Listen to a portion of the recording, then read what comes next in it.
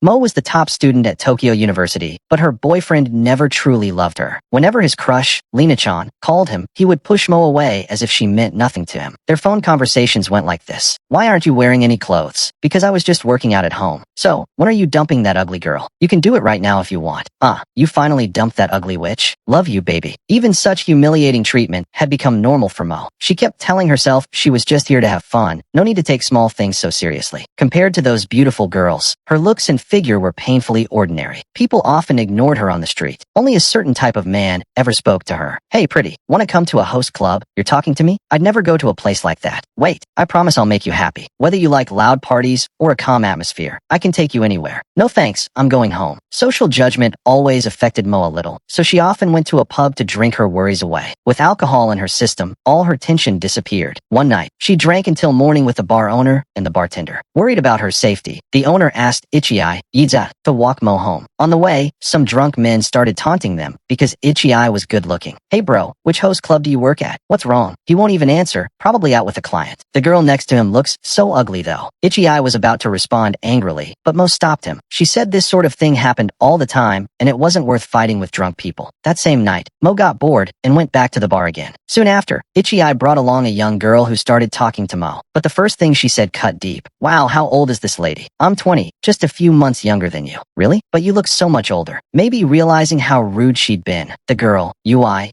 invited Mo to visit a host club with her. The bar owner encouraged it too, saying Mo deserved to relax and experience new things. Mo had never been to a place like that and was about to refuse, but the owner's words stuck with her. You need to experience love and all its ups and downs. Eventually, Mo agreed to go. Nervously, she entered the club, and it was nothing like she expected. She'd imagined rich old women spending money on young men, but the room was filled with beautiful, stylish young girls. Because Mo was inexperienced, she sat there feeling awkward. Yui told her not to stress. The hosts were there to make guests feel like princesses, and all she had to do was enjoy herself. Soon, a waiter brought the drinks menu and asked about Mo's preferences. Then he handed her a tablet where she could choose her host. Seeing rows of handsome men's photos, Mo froze. Yui explained that those were the top hosts, the best looking and most popular, but also the most expensive. Hearing that, Mo said she'd rather pick an ordinary one. One by one, the hosts came to her table. Some tried too hard to act cool, some were full of themselves, others were overly cute and sweet, and one even proposed marriage right away. For the first time, Mo felt what it was like to get a man's attention, but their intentions were so obvious that she couldn't feel any genuine emotion. She wanted to leave soon. Just as she was about to say goodbye to Yui, she noticed Yui arguing with her host. Out of politeness, Mo decided to stay a little longer and not interrupt. Finally, the last host, Feng-gu, sat down next to her. Mo was instantly drawn to him. Unlike the others, he didn't force his charm or try to sell himself. He simply introduced himself and started a casual conversation. When he learned it was Mo's first visit, he told her that he'd just started working there himself. His father was a gambler, his mother was sick, and his younger sister was still in school, so he had to take responsibility for the family. That honest, friendly talk left a deep impression on Mo. So when it came time to choose her favorite host, she picked Feng-gu. Feng-gu personally came to thank her and offered to exchange contact details. No need. I'm not coming to a place like this again. That's okay. Think of it as a small keepsake from our goodbye. If I ever bother you, just don't reply. He was so genuinely kind that Mo couldn't refuse. When she paid her bill, she was shocked to see it was only 3,000 yuan, cheaper than her usual pub nights. Before leaving, Mo went to the restroom, and when she came back, Feng-gu was waiting with her bag and a tissue. No man had ever treated her with such gentle care before. She was happy, but deep down, she knew this world wasn't meant for her. Outside, Yui asked about her experience. Hearing Mo's positive response, Yui suggested they book a shared table next time to cut costs and hang out with more people. Mo firmly refused. She said confidently that she would never return to that place or spend money on a host again. But after exchanging contact details, Mo started receiving frequent messages from Feng-gu while studying, working, or resting after class. She never replied. Then one day, Feng-gu called. After hesitating a few seconds, Mo answered. He didn't invite her to the club or ask her to spend money. He just asked about her studies and her life, reminding her to take care of herself. Even though she knew he was a host, that simple care warmed her heart. Still, she told herself again that she would never go back to the host club. One evening, while having dinner with friends, they insisted on visiting Mo's favorite pub. Mo tried to make excuses that it wasn't anything special, because to her, that bar was her escape from reality, not a place she wanted to show off. But after constant persuasion, she gave in. At the bar, Mo saw her friends chatting comfortably with Itchy Eye and the owner while she sat alone in the corner, unnoticed. That's when she realized, whenever beautiful girls were around, she automatically became invisible. Accepting that harsh reality, Mo ran out of the bar in tears. At that very moment, she noticed a missed call from Fenggu. After a few seconds of hesitation, she called him back. Hearing her crying voice, Fenggu rushed to meet her. He listened patiently, comforted her, and told her not to care about social standards, that she had her own good qualities. When Mo finally calmed down, Fenggu prepared to go back to the club. You're leaving already? Just like that. Yeah, I'll tell the owner my client canceled. Sorry, I can't walk you to the station. Please be careful on your way home. Wait, Feng. Hearing her say his name so softly, Feng Ji's heart melted, and Mo offered to go to the club together for a few drinks. After 2 hours of fun, Mo looked at the bill and froze. She had calculated it would be around 6,000 yuan, but the total was 10,400. Seeing her confusion, Fenggu quickly explained that the first-time discount didn't apply anymore. He'd just forgotten to mention it. To make up for it, he secretly slipped her some cash. It's my fault for not telling you earlier, so I'll cover the extra cost. No, it's fine. I can afford it. Please, take it. If the club finds out, I'll get scolded. Let this be our little secret, okay? It was clearly a trap, but innocent Mo's heart raced at his words. Emotionally overwhelmed, she had no idea that this kind host was about to lead her down a dangerous path she could never turn back from. That love pushed her onto a dangerous path, selling her own body just to support him. When Mo checked her bank account, she saw only 90,000 yen left, but she didn't care how she would survive the month. All she could think about was, this isn't enough to support Fenggu. Just then, Fenggu sent her a selfie from work. Without thinking, Mo replied that she'd definitely come see him that evening. To make that happen, she lied to her mother, said she needed money for study supplies, and borrowed more, promising herself she'd pay it back after her next part-time salary. When Mo arrived at the club with the borrowed money, she didn't even get a chance to talk to Fenggu alone. Other female customers had already called him over. If Mo wanted Fenggu to sit at her table, she'd have to order a bottle more expensive than theirs. She asked for the drinks menu, but froze at the prices. Then her mother's message flashed in her mind. I sent you a little extra money. It's from what I saved from my job. Don't tell your father, okay? Thank you, Mom. Those words, and her nearly empty wallet, stopped Mo from spending impulsively. Even so, Fenggu walked her to the door when she left and gently advised her not to order champagne next time. He seemed so caring that it made Mo feel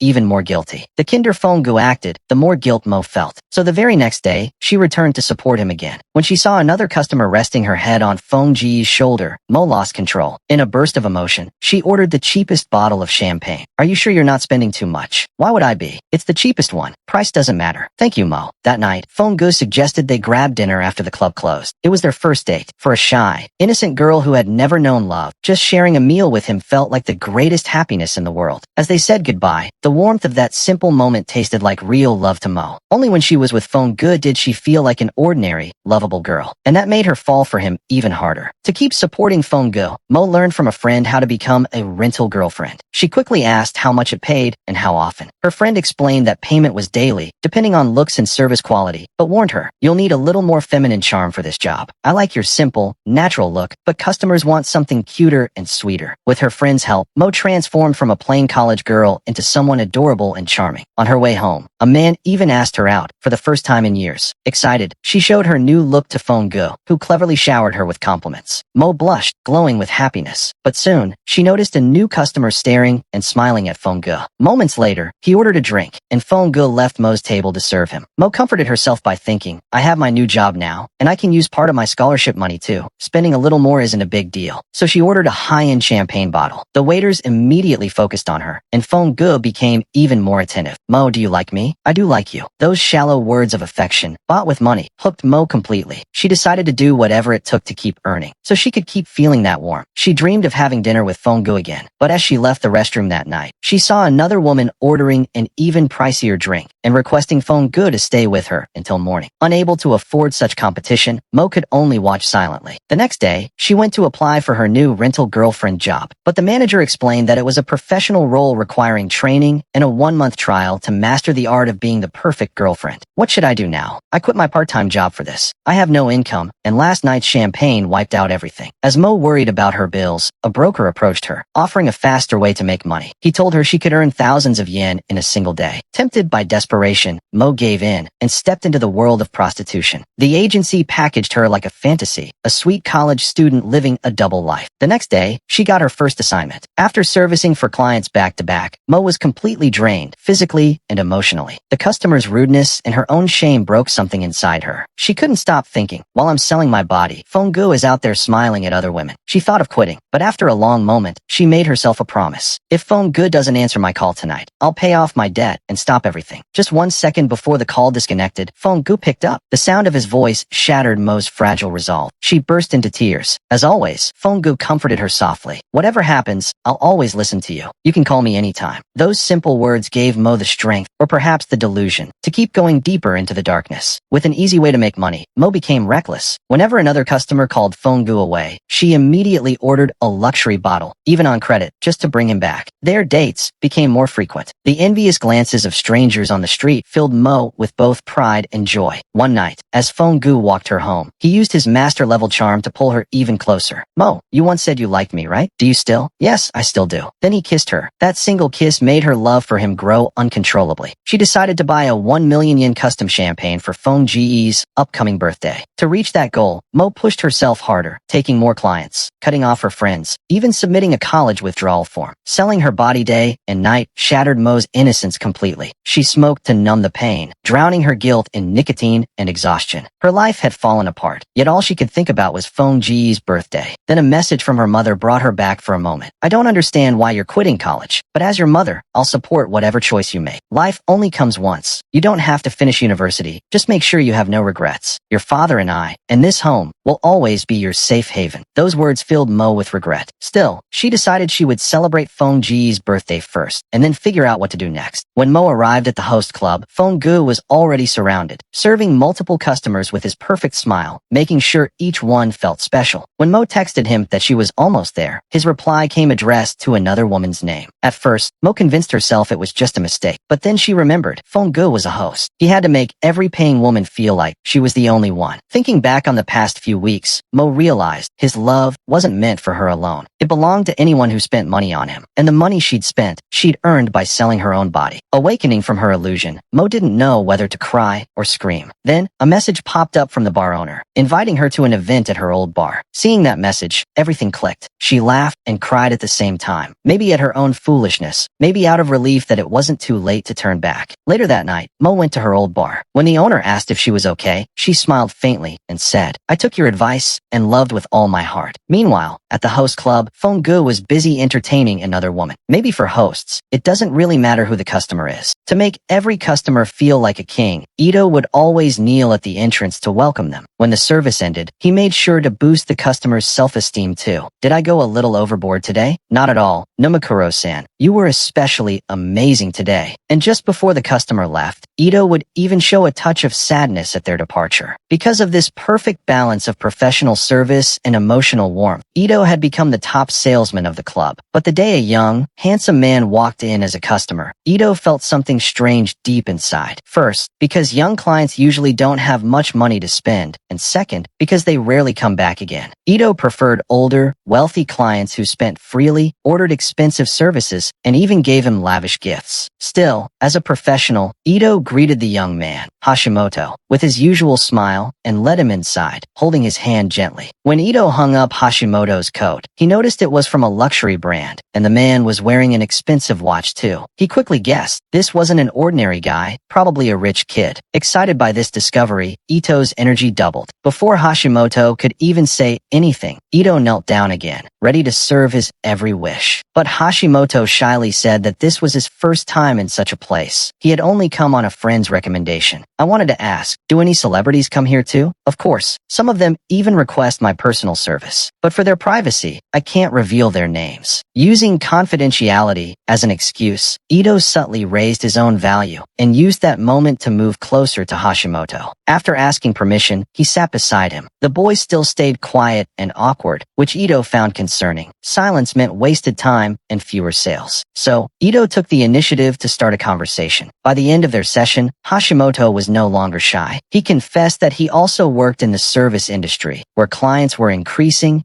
Expectations were rising, and the pressure was becoming unbearable. Ito calmly shared his own wisdom. I've learned how to ignore the heat from that mountain. Something in those words lit up Hashimoto's eyes. The fatigue, both mental and physical, that had been crushing him for days, suddenly seemed lighter. It turned out that Hashimoto was a member of an idol group. Besides performing on stage and appearing in talent contests, he also did online live streams to attract fans and increase his income. But one day, Hashimoto's ex-girlfriend leaked his private photos online. For a male idol who relied entirely on fans' affection, this was a nightmare. If not handled perfectly, it could destroy his entire career. His manager ordered him to stay silent, but silence only made things worse. Die-hard fans turned into haters, demanded refunds for their gifts, and began to attack him and his family online. Facing this storm of hatred and endless questions, the young idol could do nothing but cry alone. In that desperate loneliness, he needed someone who would listen and keep his secrets safe. And the only person who came to mind was Ito, the host he had met only once. When they met again, Ito immediately noticed how drained Hashimoto looked. With gentle concern, he asked what was wrong. Hashimoto told him everything: the betrayal, the backlash, the fear of facing fans again, and his growing anxiety about his family's safety. Ito listened quietly, then said something that changed everything. Do you really think everyone who likes you is a good person? What do you mean? When your number of fans grows, the number of rude ones grows too. So if someone hurts you, even if they call themselves your fan, it's not worth taking seriously. Those simple words lifted a heavy weight off Hashimoto's heart. Relieved for the first time in weeks, Hashimoto let go of his tension. Exhausted, he rested his head on Ito's lap and fell asleep.